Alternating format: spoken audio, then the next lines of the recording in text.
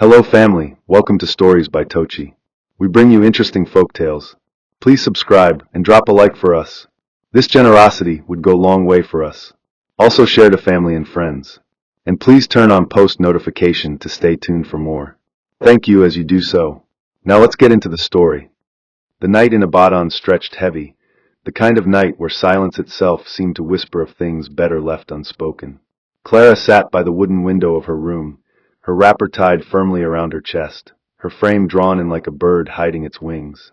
Outside, the roses she had planted swayed gently in the soft push of the wind, their movements mocking the stillness inside the house. The dim light from the corner bulb sent shadows creeping along the cracked walls, bending and twisting as though they were alive, as though they watched her every breath. She pressed her forehead against the cool frame, trying to draw strength from the night air, but strength was like smoke. It slipped through her fingers no matter how tightly she tried to hold on. Her ears strained at every creak of the wooden floor, for she knew his footsteps, the weight of them, the pause before the voice that came like thunder in a small sky. Nothing about her home felt like a sanctuary anymore. The walls knew too many secrets, the furniture carried too many wounds.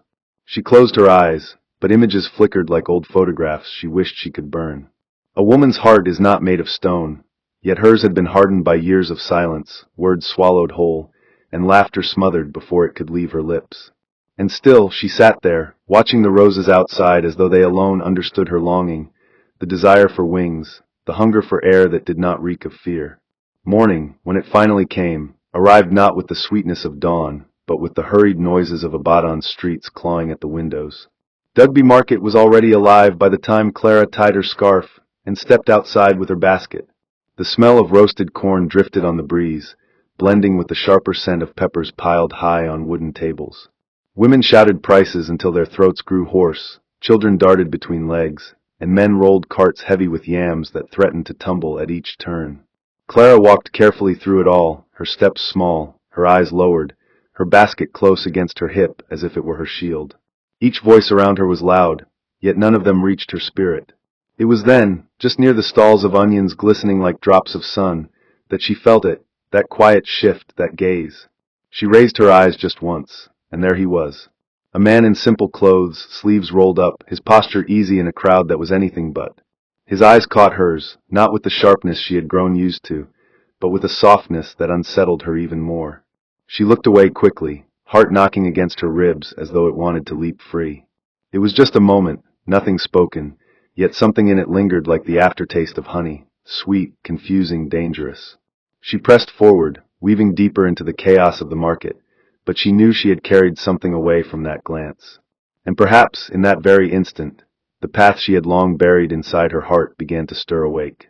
Later that day, she found herself in the small backyard of her home, a cup in her hand and the roses before her. They had grown taller now, their petals fuller, their stems stretching upward as if in defiance of the cracked earth beneath them. She poured water slowly, watching droplets slide over the leaves before sinking into the soil. To any passerby, it was an ordinary sight, a woman tending to her flowers. But Clara knew it was more than that.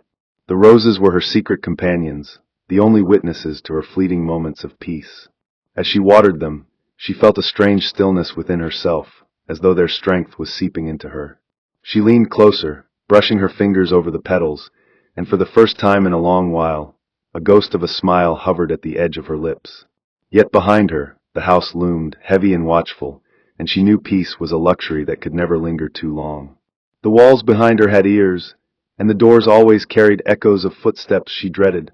She straightened her back and glanced toward the sky, its blue fading into streaks of orange as the sun bent toward rest.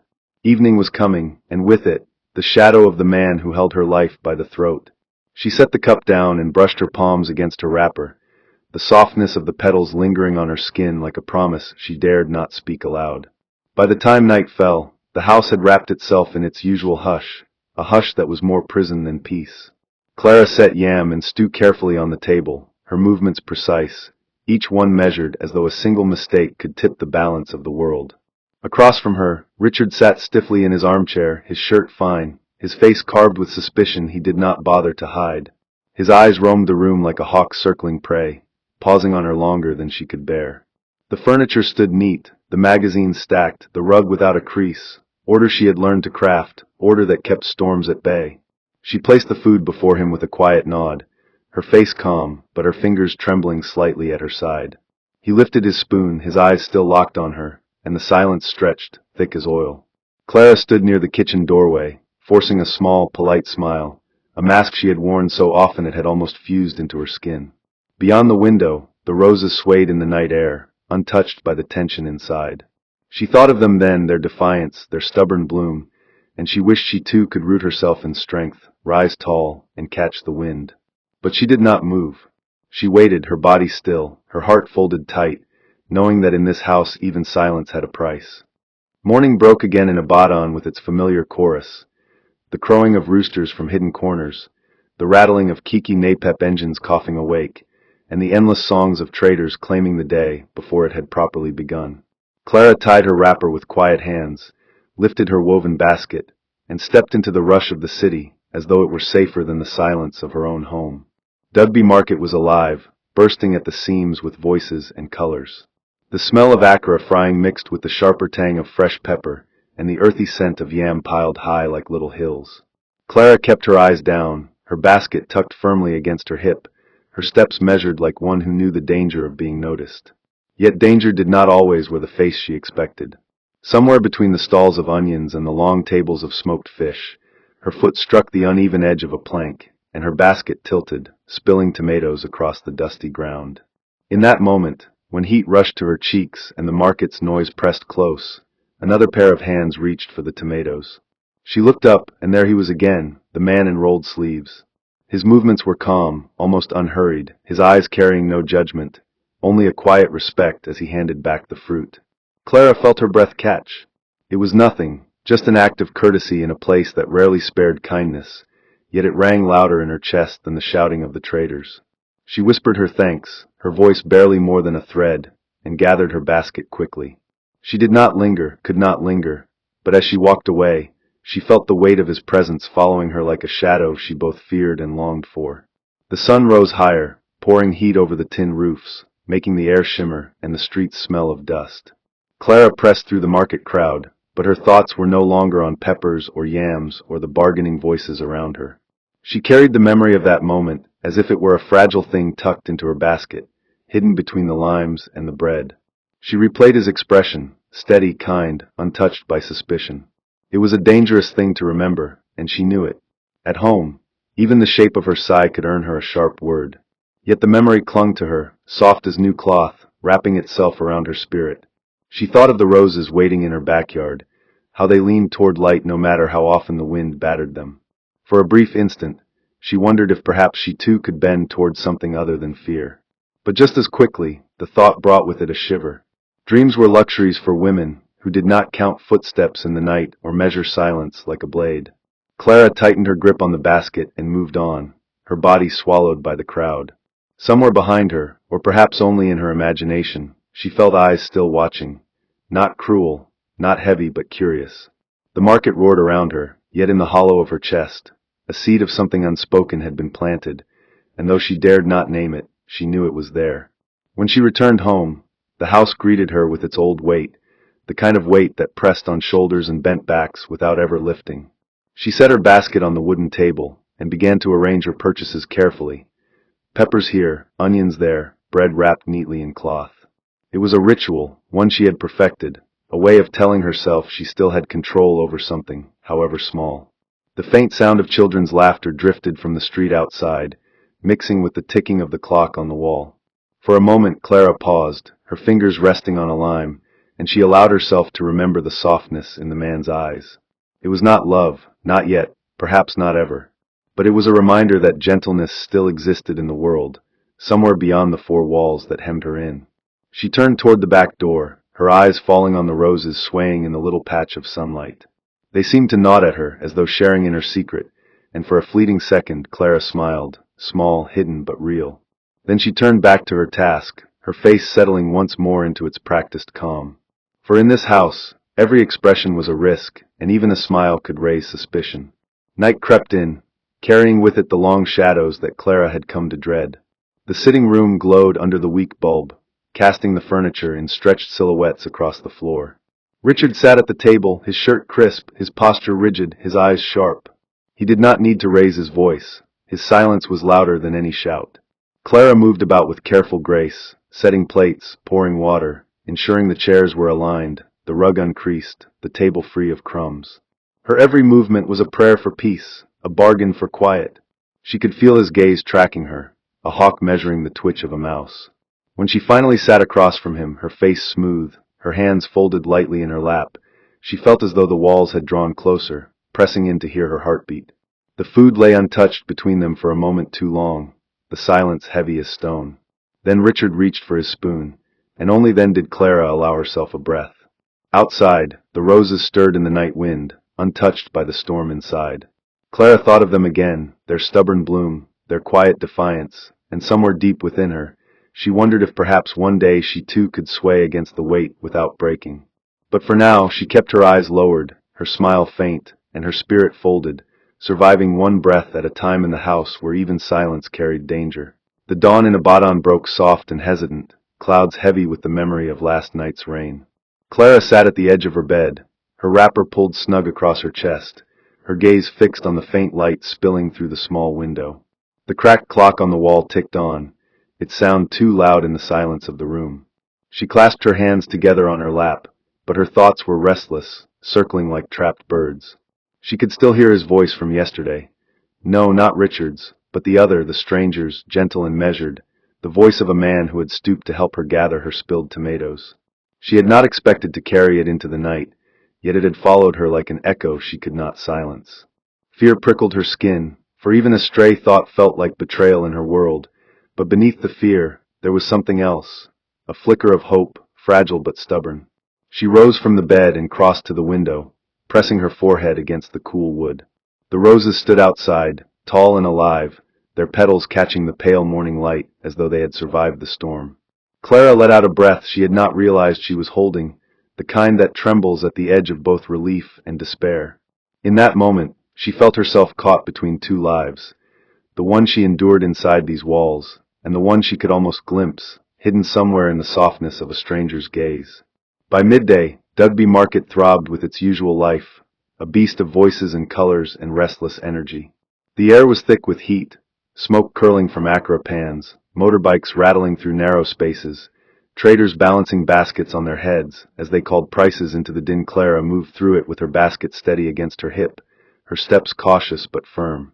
She was there for pepper, onions, bread, and yam, but her mind kept pulling her toward the memory of rolled sleeves and steady eyes. And then, as if the market itself had heard her thoughts, he appeared again. Daniel, that was the name someone called as he brushed past another stall, his smile polite, his movements unhurried. When he caught sight of her, his stride slowed, as though the market's chaos had bent around them to make space for a quiet moment. Clara's heart beat faster, but her body carried on with its rhythm, choosing tomatoes, bargaining softly, moving aside for a cart. Yet when a lorry splashed muddy water too close, it was Daniel who stepped between her and the mess, his presence shielding her without a word. Their eyes met briefly, long enough for her to feel both the danger and the safety wrapped in his nearness. She whispered her thanks, her voice swallowed by the market's roar, and kept walking. Still, she felt him beside her, not close enough to draw suspicion, but near enough to steady her steps.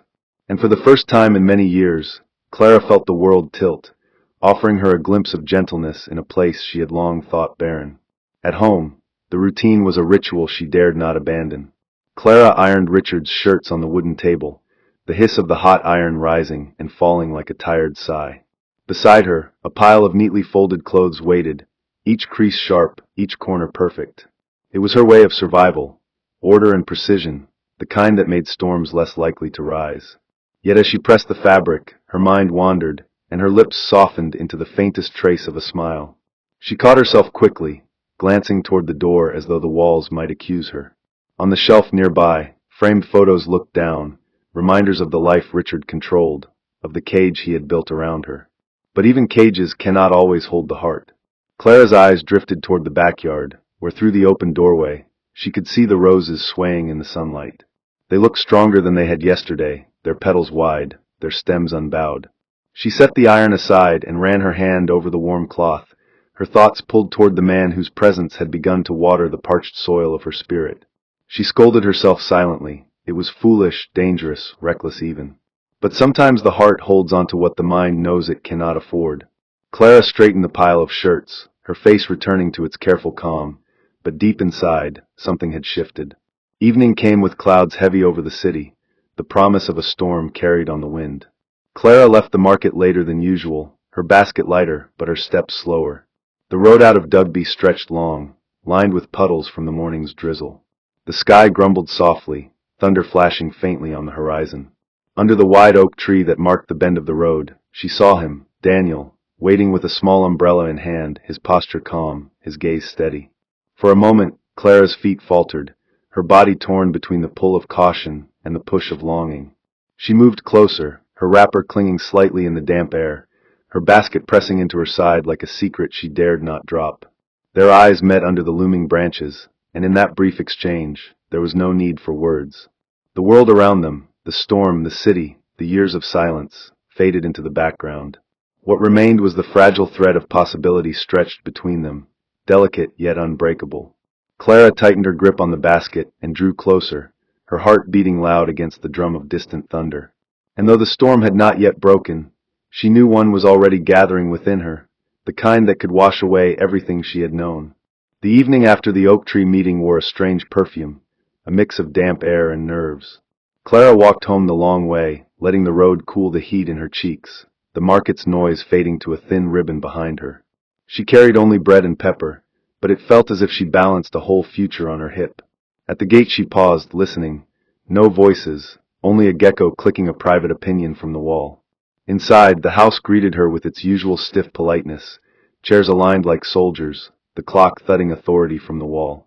She set the bread beneath cloth, rinsed her hands longer than cleanliness required, and kept her face flat as folded linen. When Richard's key finally turned, the corridor swallowed sound. Even air made itself small. He came in with a smile that wore good behavior like a rented suit, sniffed the room the way rain tests a roof, and asked ordinary questions in a careful tone. "Market fine?" he said, lifting the cloth to admire the loaf. "Yes," she answered, eyes lowered, voice cotton soft. He nodded too slowly. Later, while she washed plates, he drifted to the doorway and leaned there, a question shaped like a man. "I hear prices rise with the weather," he said. "They do," she replied, scrubbing a bowl as if the glaze had insulted her. "And some people rise with weather too." She did not turn. The tap drummed a steady alibi. He said nothing more, but the silence stayed behind like a watchman after closing time. In bed, she counted her heartbeats and told each one to behave.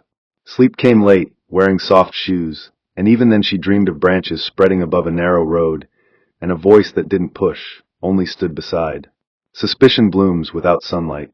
2 mornings later, Richard left 10 minutes early, and returned to Dugby by another vein of the city, a shadow learning the alleys. He stood near a mechanic's stall where engine parts lay like bones, and watched Clara blend into the market as if she belonged to no one. The crowd folded and unfolded, tomatoes flashing like small suns, plantain ridges piled like promises. Daniel arrived the way kindness does in harsh weather, unannounced, unarmed, unafraid. He didn't touch her, he matched her pace, shielding her when a lorry coughed muddy water across the lane, paying the splash with his sleeves. Their heads bent once in a small, careful radius of speech, the sort of conversation that could fit in a closed fist. Richard waited for the obvious, hands, heat, reckless smiles, but what he saw instead unsettled him more. Breath adjusted to another's rhythm, the invisible space 2 people make when they trust the same air. He crushed a cigarette between thumb and forefinger and left before the scene ended, fury traveling in neat steps behind his shoes. At home he arranged the magazines too perfectly, straightened curtains that were already obedient, and practiced generous phrases in a mirror until his mouth remembered how to lie without a tremor. When Clara returned he complimented the stew, as if praise were a net. "You cook better these days," he said, and she murmured thanks, measuring tone the way a tailor measures cloth. He asked about a cellar she didn't use and a shortcut she didn't take, each question wrapped in cotton. She answered with light truths trimmed to size, never more than the room could swallow. He smiled a careful smile and changed the subject to fuel scarcity. The smile stayed on the table long after the talk moved on, like a knife someone forgot to put away. New rules arrived dressed as gifts. He handed her a phone in a box fat with instructions, asked her to keep location on for safety, and laughed lightly, a sound that didn't belong to his throat. He began to call mid-errand. "Where are you now? How many minutes more? Which stall today?" His voice wore friendliness like a mask that sweated at the edges. He announced surprise trips and surprise returns, turned doorways into checkpoints, and weighed her silences as if silence were contraband. On Saturday he drove her to Bodija for fresh produce, palm warm against her back in public, leash soft and photogenic. He praised sellers for honesty, tipped twice the price, and told stories that tasted like clean water to any ear that didn't know the river upstream. Back home, when he spoke with a colleague about contracts and curing times for concrete, he said, "A builder must know where every line runs." She served pepper soup and kept her eyes neutral, learning to park her thoughts where mirrors couldn't find them. Days braided into each other. She changed routes, bought thread where she once bought onions, and learned the art of leaving a place before her shadow settled. Daniel adjusted too. He greeted from a distance, let silence carry messages across a crowded lane, and saved their few words for moments when the market roared so loudly even suspicion grew tired. Before rain one afternoon, he pressed a small, sturdy umbrella into her hand without comment, the gesture quiet as a blessing. She hid it beneath the sink, folded into newspaper like a secret recipe, and moved around it with the respect given to live wires. At night she touched her palm to the cool kitchen wall, and felt the faint hum of the refrigerator like a heartbeat not her own. It comforted her for reasons she could not name, proof that quiet machines work in the dark without applause. The turning point did not announce itself with trumpets. It came dressed in drizzle and an itinerary. Richard placed an envelope on the table one evening, spilling neat lines, site visits in Oyo, 2 nights away, numbers she could dial that would ring into polite offices. His eyes were calm in the way rivers are calm when crocodiles nap under the surface. "Lock the doors," he said. "The city teaches bad habits quickly." She nodded, arranging cutlery that was already square to the world. He lingered in the doorway as if listening for a confession hiding in the curtains, then left to fold shirts with military tenderness. Later, while she rinsed plates, the window glass breathed fog under the thin rain. A train moaned somewhere far, the note long enough to carry a vow. Clara wiped her hands and stood with her knuckles on the counter, feeling something small and stubborn push at the soil inside her chest. Not bravado, just growth. She did not pack a bag. She packed a sentence into her bones. "I will choose a door when the house sleeps." The roses outside nodded, raindrops brimming on their lips like unspilled stories. In the room, she knotted 2 coins into a handkerchief, slid it under a wrapper folded tight as a promise, and returned the table to innocence. When the lights clicked off and the neighborhood thinned to crickets and distant radios, she lay beside a space that smelled of cologne and thunder, and watched the ceiling for a sign. There was none. Still, under the soft drum of rain, she traced the road to the old tree in her mind, pole by pole, bend by bend, until fear lost its tidy boots and hope learned to walk barefoot without apology. Morning wore a straight face, as if it had been briefed not to betray anything. Clara rose quietly and moved like a careful thought through the rooms, leaving nothing out of place, touching objects only long enough to convince them she had always touched them that way. She boiled water and let steam write soft script on the kitchen window, wiped it away before it could spell her mind. The handkerchief with coins got a new knot, small and tight, tucked inside a wrapper rolled as thin as restraint. She polished the umbrella handle with the corner of a towel until it looked ordinary again, the way a tool looks when it has never been needed. Richard stood in the corridor buttoning his shirt with the neatness of a man who wants the day to salute first. He laid the envelope on the table as if it were an altar. Addresses, meeting times, contact names. All the paperwork of absence, proper and convincing. 2 nights, he said, tone flat as a ruler. Keep the gate locked. There's a lot of nonsense in town. He waited as if the room owed him an answer. Yes, Clara replied, smoothing the tablecloth that didn't need smoothing. He left with a kiss he offered like receipt, and the gate clicked behind him, a small metal verdict. She did not move at once. She stood and listened to the quiet the way hunters listen to tall grass, searching for any sound with teeth. When she finally exhaled, the breath left her like a debt paid late. The hours that followed were stitched with chores, rinsing plates that were already clean, sweeping a floor that had no quarrel with dust, feeding the roses a cup of water as if feeding soldiers before a battle. Twice the phone rang with his voice, harmless weather, traffic, a joke about fuel, calls that measured whether silence had misbehaved. She answered evenly, a metronome in human clothes. After the second call, She set the phone on the shelf and did not touch it again, as if leaving a decoy heart beating in one room while the real one hid in another. By noon the light turned harsh and honest. A neighbor knocked for matches, peered past Clara with the nosy tenderness of old friendships, and left with blessings she did not earn. The day kept walking. In her chest, a little door unbolted its top latch. She took the long route to Dugby with a list that could fit on a fingernail: salt, thread, bread, moving at the pace of anyone who was nothing more ambitious than prices to argue with. Heat pressed its palm against the city. The market answered with smoke from Accra pans, the metallic sigh of basins, the bright quarrel of traders. Clara found the bread stall by instinct, not by plan, and the stall found her back, as places often do when they're waiting. Daniel stood 2 booths away, sleeves rolled the way habit rolls them, speaking to a boy about nails and planks as if it were a language that forgave mistakes. He looked up once, and only his eyes moved. She stepped closer as if drawn by the scent of warm loaves. "You came," he said, but the words were small, folded to fit the space between stalls. "The sky is holding its breath," she replied, and the meaning did not need weather to stand on. They did not linger. He bought nothing, she bought little, and they spoke in the grammar of markets. Head tilt for question, half smile for answer, the brief cover of loud bargaining when a sentence needed more room. Under a striped awning, they agreed without agreeing. Tomorrow after dark, near the old oak by the graded road. The umbrella if rain, a headscarf tied low if not. "Don't carry much," he added, eyes steady, voice scrubbing the fear from the words. "Only what can't be replaced," she said, and he understood that not everything with weight belongs in a bag. A man bumped her shoulder and apologized too quickly. 2 women argued over change with laughter that had knives in it. A baby wailed like a siren declaring human urgency. Life kept going, bless it, and that alone steadied her. At the junction she turned once, not to memorize his face but to memorize the fact of it. A person who did not need to own a thing to care for it. Back home she set the bread beneath cloth, wrote salt in the notebook as if it mattered, and rearranged the chairs 1 inch just to prove to herself that she could change something in the room and the roof would not fall. Dusk loosened its belt, generators cleared their throats. She folded the wrapper twice, then again, the way some prayers are repeated because meaning grows when said more than once.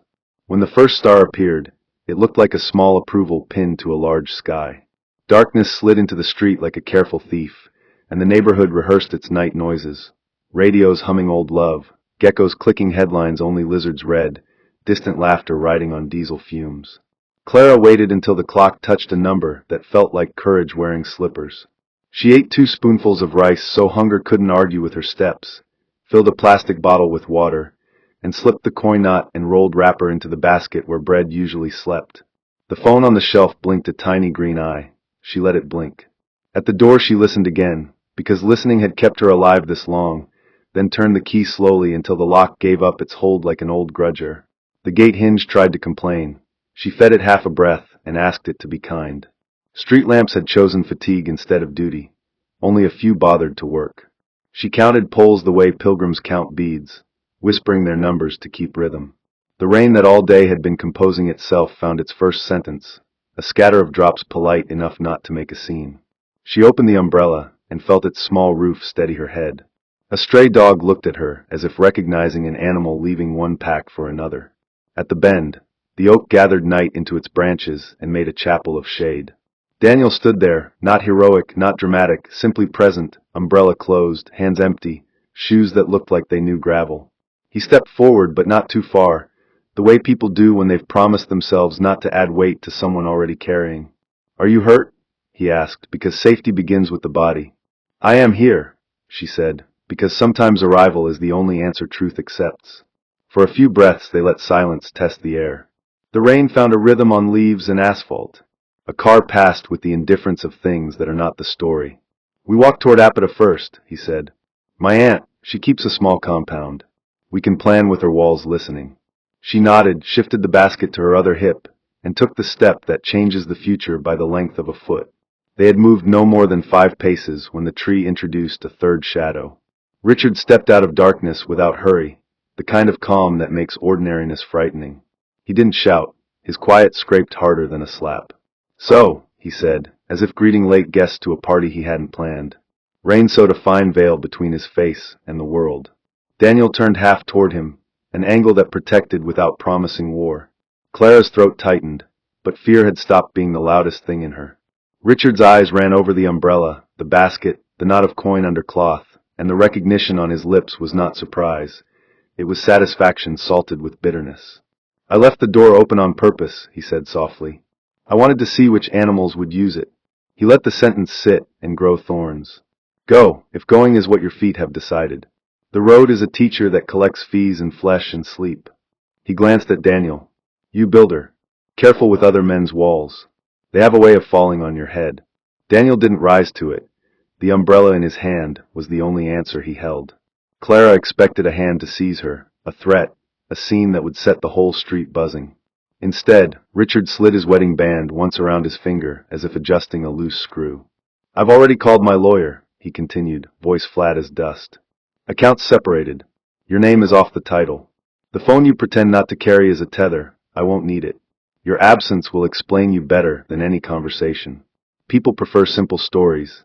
I'll give them one I can manage." The twist landed where he aimed it. Control without touching, punishment that does not muss the shirt. He took a step back, as if the rain had more right to this patch of road than any of them. "One more thing," he added, eyes on Clara. "Don't come back for what you forgot. The house is finished with you, even if I am not." For a heartbeat she saw the boy living inside the man, small and furious that the world had dared to move without his permission. Pity arrived like an uninvited guest, and left just as quickly. Daniel's voice came gentle, not to argue, but to anchor. "We're leaving. No bravado, just weather report." Clara tightened her grip, and the coins in the handkerchief pressed a cool truth into her skin. She did not ask for blessing, or forgive what could not be forgiven. She stepped around the edges of Richard's shadow, and let the rain pick up her trail. The oak behind them kept its counsel. Ahead, the road received their feet like a promise it intended to keep. The rain softened as if it, too, grew weary of carrying so much weight. Clara walked beside Daniel under the umbrella, her bundle tucked tightly against her side. Each step carried her farther from the house that had bound her for years, yet she could feel its shadow dragging behind her like a stubborn ghost. The puddles on the roadside caught glimmers of weak streetlight, breaking into shivering fragments as their feet splashed through. She did not speak. Words would have been too fragile, too easily broken in the thin night air. Daniel kept his pace steady, protective but not smothering, the kind of company that asks nothing more than presence. Behind them, Richard lingered at the edge of darkness, a silhouette refusing to dissolve, but distance is a teacher, and with every step Clara took, his shape blurred further until he was only a smudge against memory. A bus rattled past, headlights scattering shadows, the driver shouting destinations into the night, and Clara thought how odd it was that the world did not pause to witness what felt to her like the end of one book and the first page of another. The storm had lost its fury, the drizzle thinning into mist, and for the first time in years Clara's chest filled without restriction. The night smelled of wet earth and quiet victory, a mixture that felt like hope learning to breathe. By dawn they had reached Apata, where the streets were narrow and the compounds low but alive with their own rhythm. Smoke rose lazily from cooking fires. Children ran barefoot through sandy paths, their laughter mixing with the crowing of roosters, and neighbors called greetings across fences patched with old tin. It was a different Ibadan than Dugby's clamorous market, less frantic but no less alive. Daniel led Clara through a dusty lane where a modest house stood with peeling paint and a veranda lined with drying clothes. A middle-aged woman, wrapper tied firmly around her waist, was pounding yam with the authority of someone who had never lost a battle to pestle or circumstance. This was Anisad, Daniel's kin.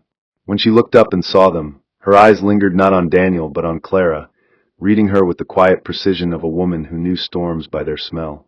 Daniel greeted her warmly, and she answered with a small nod before setting the pestle aside. "E caro," she said simply, then turned to Clara. "Come. You are safe here." The words fell like cool water on sun-scorched skin.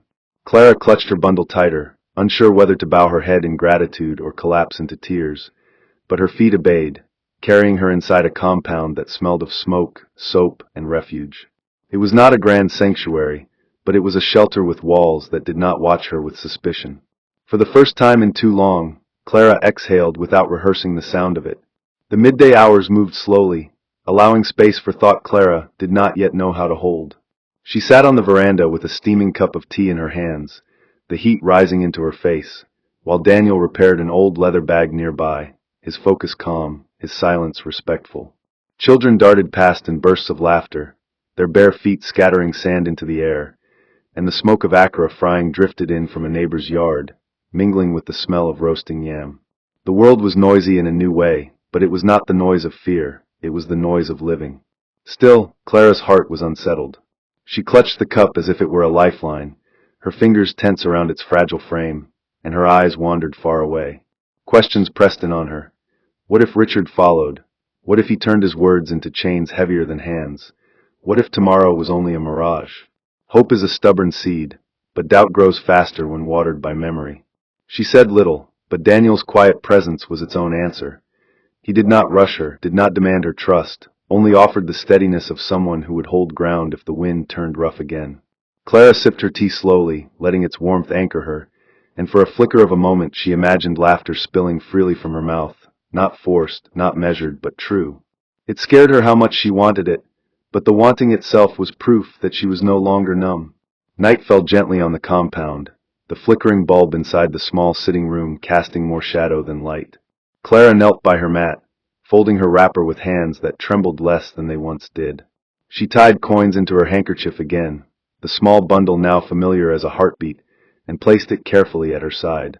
Daniel sat nearby, his posture steady, his eyes carrying the weight of responsibility but not regret. Anisad stood in the doorway, her hands raised slightly as she spoke in a voice soft yet edged with strength. "Life is not a straight road, my daughter," she said.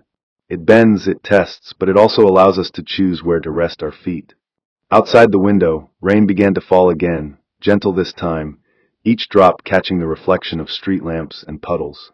The air carried the promise of a new journey, but not one Clara would walk alone. She pressed the wrapper to her chest and closed her eyes, not in fear, but in preparation. Tomorrow would bring its own questions, its own reckonings, but tonight she sat within walls that blessed rather than condemned. The past had not disappeared, but it no longer held the whole of her. In the rhythm of the rain and the quiet company of those who wished her well, Clara began to believe that survival was no longer her only story. Something more awaited, something shaped like freedom, steady as the roses that had once bloomed in her backyard despite every shadow that tried to smother them. Life sometimes places us in difficult paths, but remember this: silence in pain is not strength, and endurance in suffering is not destiny. No matter how tight the cage, there is always a door, even if it takes courage to find the key. Never let fear convince you that your voice or your freedom is too expensive to claim. Choose peace, choose dignity, choose life. May your homes be filled with love and not with strife. May every storm in your life pass quickly and leave blessings behind. May your steps find safe ground, and may your heart never bow to fear. May doors of freedom and joy open for you, and may no hand shut them again. May your nights be free of sorrow, and your mornings rise with laughter. Wherever you walk, may goodness walk with you, and may your name never be called in shame, but always in honor. And so shall it be, in Jesus' mighty name. Amen. Hope you enjoyed this interesting story. Please don't forget to like, share, and subscribe to our YouTube channel. Turn on post notifications. See you on our next story.